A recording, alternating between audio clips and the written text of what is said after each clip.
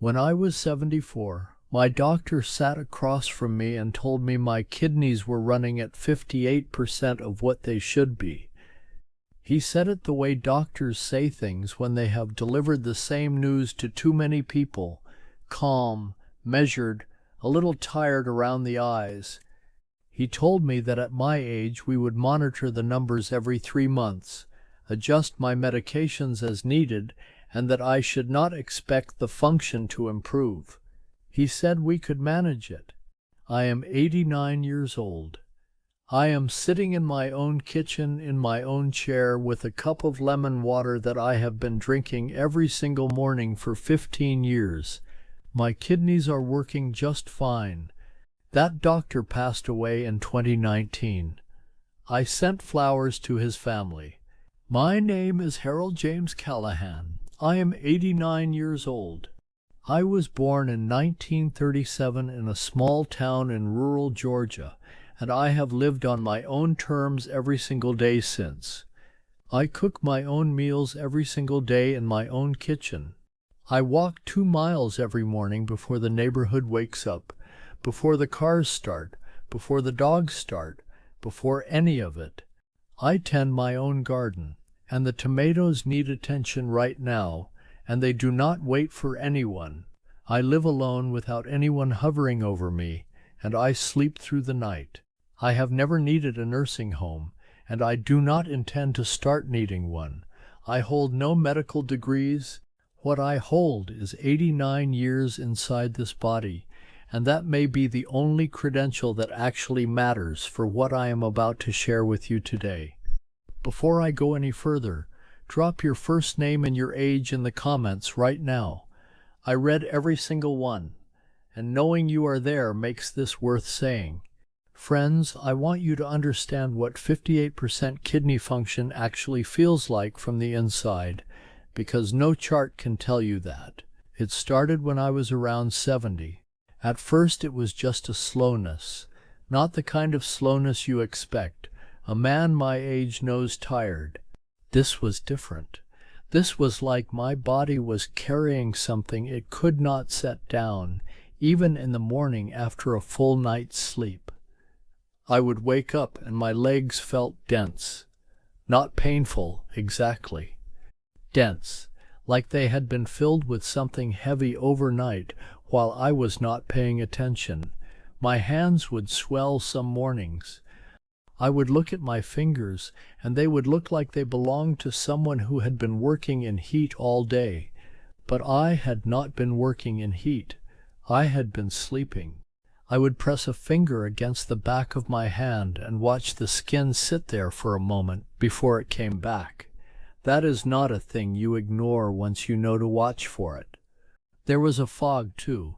Not a dramatic fog, not the kind that stops you mid-sentence.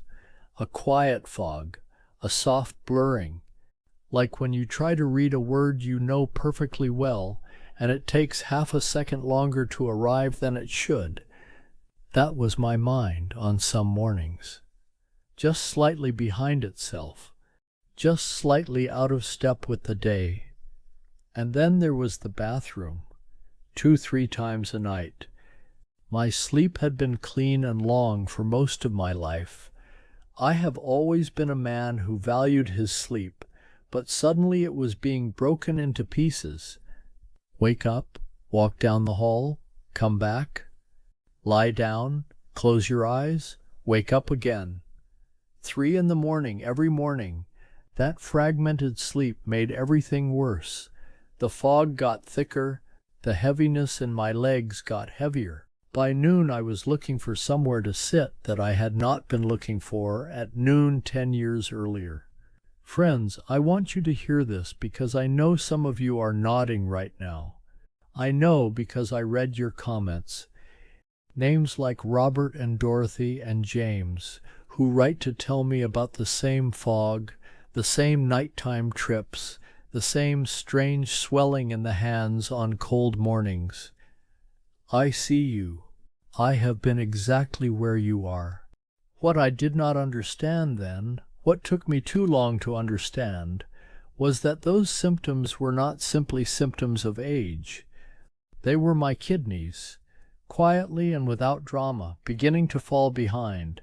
The kidneys filter approximately 200 liters of blood every single day, according to the National Institutes of Health. When they slow down, everything slows with them. The waste that should have been clearing was moving slower, and my body was registering every bit of it. I went to my doctor, of course. He was a kind man, a thorough man.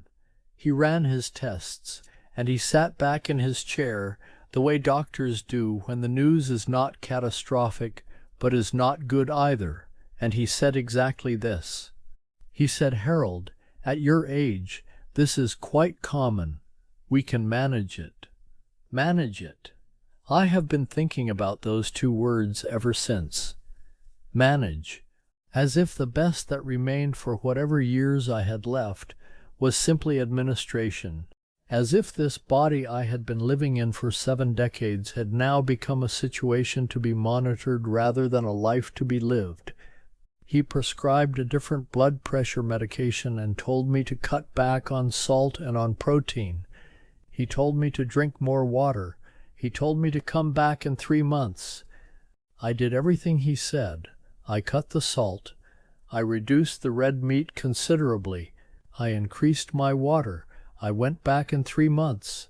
The number had not improved. It had held flat, which he told me was a success. Stable, he said. He used the word stable. I was not willing to accept stable. I was not willing to accept managed. I made a quiet, fierce decision sitting in that parking lot after that appointment. I was not going to fade. I refused to accept that this was what the rest of my life was going to look like, sitting in waiting rooms, watching numbers hold flat, waiting for decline. I had been going to the farmer's market on Saturday mornings since my wife and I moved to this part of Georgia. After she passed, I kept going. Maybe out of habit, maybe because getting out of the house felt necessary in a way I could not quite name. There was a woman there. She came every single Saturday, and every single Saturday she bought the same things: garlic by the braid, a head of cabbage, whatever berries were in season, and always a bag of lemons. She was older than she looked when you first noticed her from a distance. I found that out later. She was 84 years old, and she moved like someone 30 years younger. There was a groundedness to the way she walked, unhurried but entirely sure of herself, that I found myself watching more than once over the months. I noticed her the way you notice someone who seems to have something figured out that you have not gotten to yet. I finally asked her one morning. I walked up while she was standing at the blueberry table, and I said, "Excuse me, but I have been watching you buy the same things every single week, and you look better than most people half your age. What are you doing?"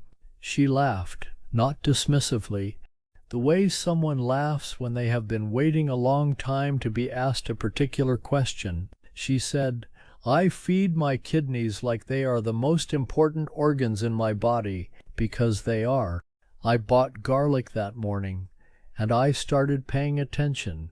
She told me to start with the morning, before anything else, before coffee, before food, before I even looked at what the day had in it. She said the kidneys needed something to work with right from the beginning. She told me about lemon water. Now, most people who try lemon water do it wrong. I did it wrong myself for the first 2 weeks, and I want to save you that lost time." I was squeezing a wedge of lemon into a glass of cold tap water, drinking it quickly, and moving on with my morning.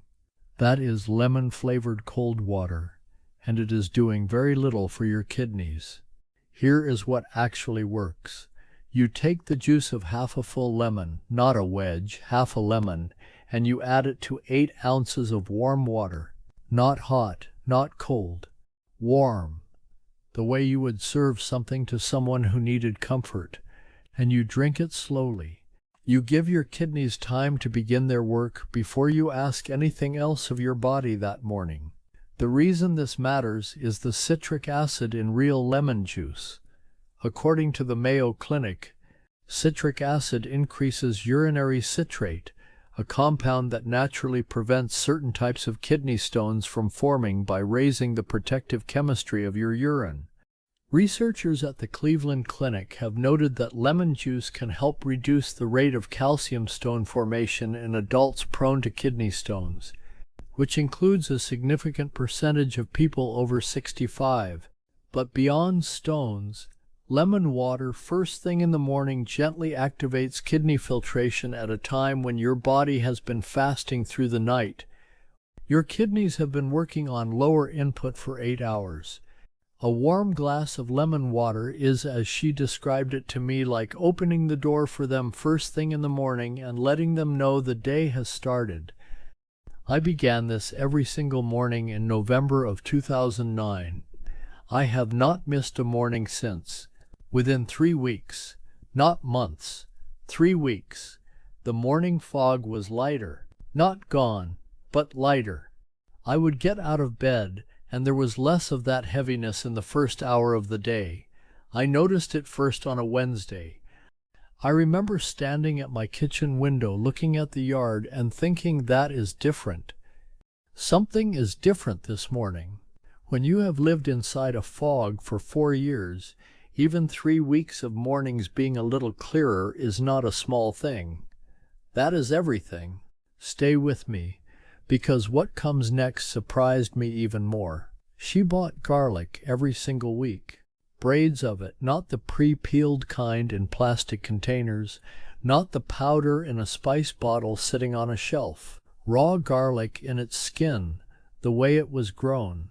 I asked her about it, and she told me she had been feeding her kidneys garlic for 20 years and saw no reason to stop.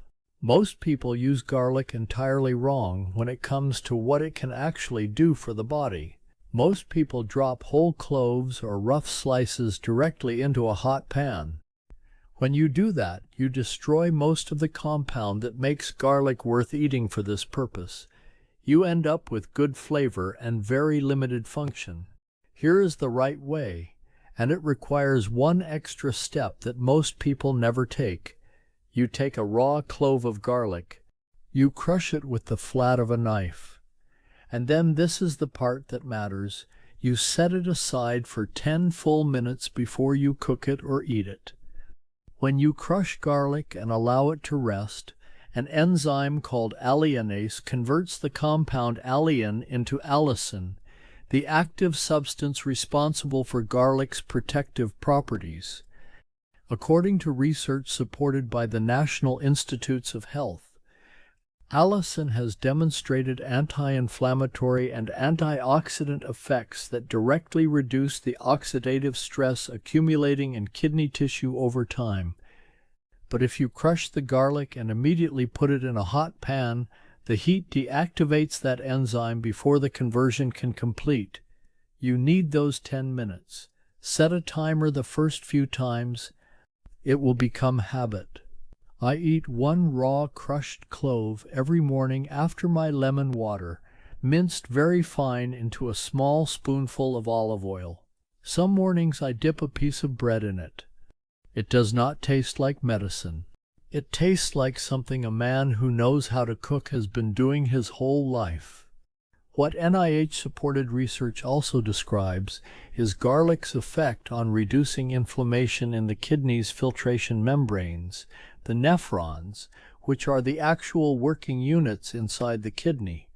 When those membranes are chronically inflamed, filtration slows.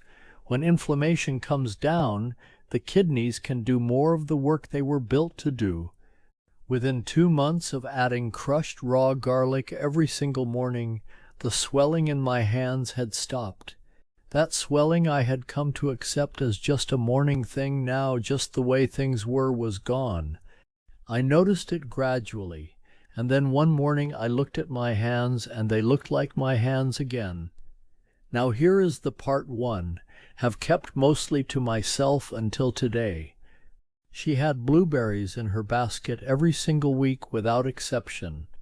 In season she bought fresh. Out of season she bought frozen. She told me the freezing process preserves most of what you are eating blueberries for, and she was right. Most people eat blueberries the way I used to eat them, as a treat. A handful on top of yogurt when the mood strikes. A cup at breakfast when they happen to be in the refrigerator.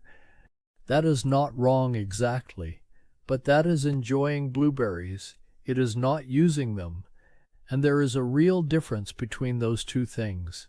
The wrong way is incidental, occasional, whenever convenient. The right way is daily, consistent, half a cup every single morning. Not a sprinkling, not a small handful, half a cup as a deliberate act, not as decoration on something else. Here is why it matters specifically for the kidneys. Blueberries are among the highest antioxidant foods that are also low in the things struggling kidneys have difficulty clearing.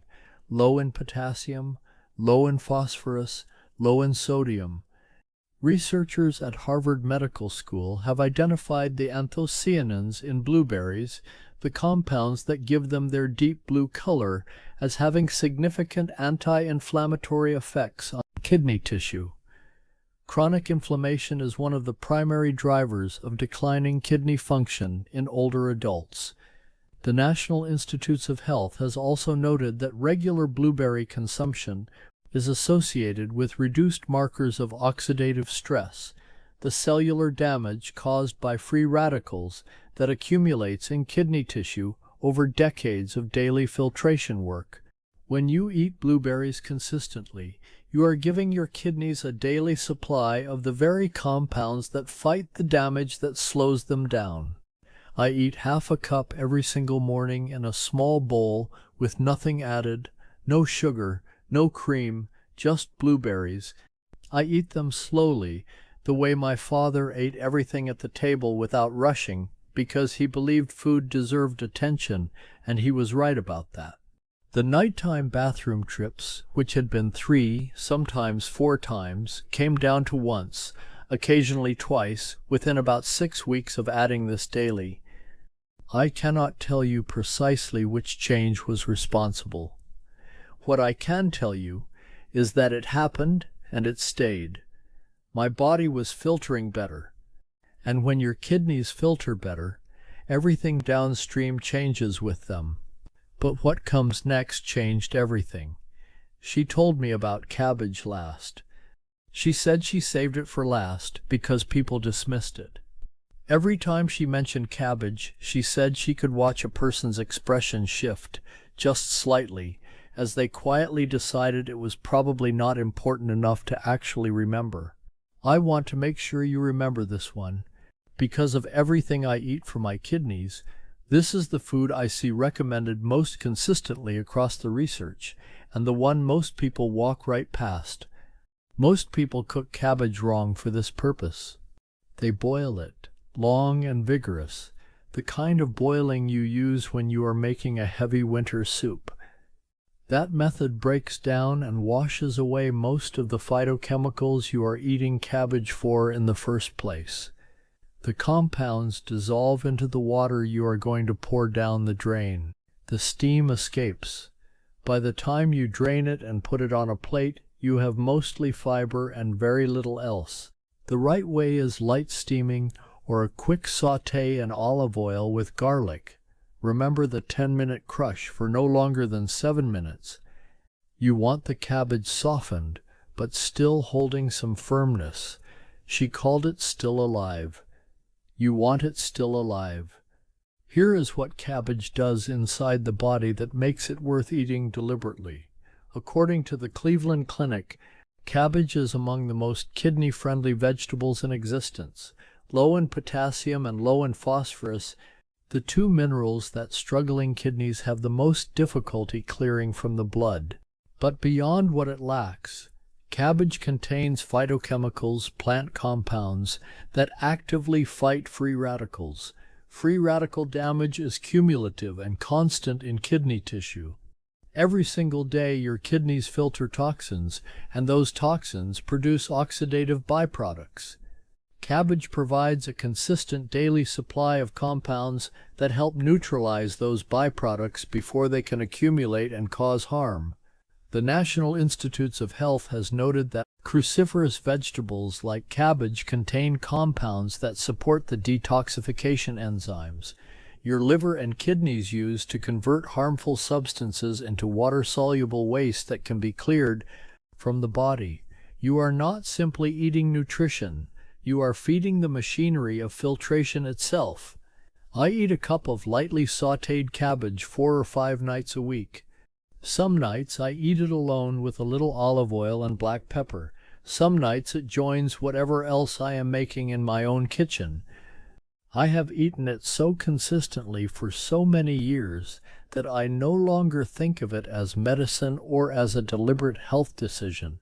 It is just food. It is just Tuesday. 4 years after my doctor told me my kidneys would keep declining, they had stopped declining. I went back for testing, a different doctor by then, and she looked at the results, and she said, "Whatever you are doing, keep doing it." I smiled and said I would. Now I need to stop talking about kidneys for a moment, because here is something I have come to believe more firmly than almost anything else in my 89 years, and I want to say it plainly before we finish.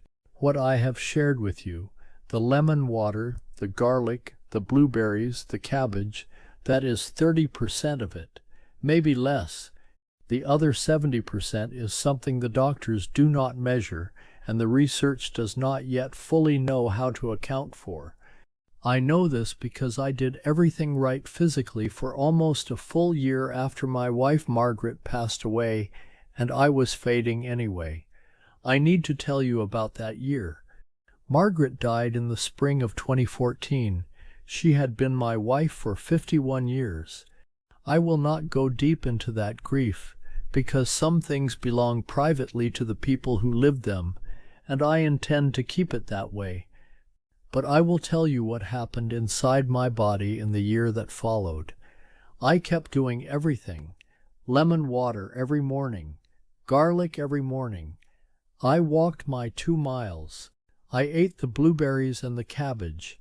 From the outside, from any doctor's chart, I was doing well. My numbers were holding. My body was functioning, but I was hollow. I would stand in my own kitchen in the morning and make my breakfast and sit down to eat it, and there was a question, quiet and persistent, that came with every morning now. A question I will say out loud because I believe some of you are living with it right now and have not yet given it words. What exactly is all of this for? Not a dramatic question, not a frightening one, just a soft, low emptiness behind everything I did. I was going through all the right motions for a body I had not fully convinced myself I still needed to maintain. I lost 11 pounds that year without trying. Food had less weight in my mind than it used to. It tasted fine. It simply mattered less. And my kidney numbers began to drift again slowly in the wrong direction. My doctor noted it at the next checkup. A slight decline, he said. We should keep an eye on it. I knew exactly what it was. It was not the garlic. It was not the lemon water. It was the fact that I was present in my life, but not truly living inside it anymore.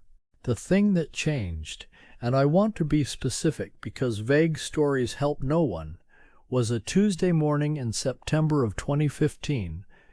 I was standing in my garden, not really gardening, just standing there with my hands in my pockets looking at nothing much.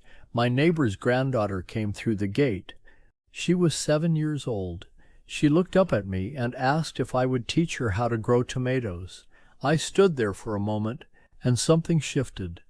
Not dramatically, not the way it happens in a movie, the way a window opens in a room that has been closed for a long time, quietly, and suddenly the air is different.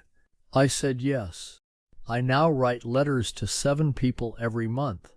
Real letters, pen, paper, envelope, stamp, not emails. I call my daughter every Sunday morning without exception, and we talk until one of us runs out of things to say, which has not happened yet. And I teach whoever comes through that gate something about the garden, whenever they are willing to learn. Those three things are not hobbies to me. They are maintenance. The most important maintenance I do all week. And I believe that in my bones, because purpose is not a comfort. Purpose is a biological necessity. When your body has a reason to keep filtering, it filters. When it does not, the numbers drift. I have watched that happen in my own blood work. I have watched it reverse when the reason came back. The lemon water keeps your kidneys working. But knowing why you want them to work, that is what keeps you alive.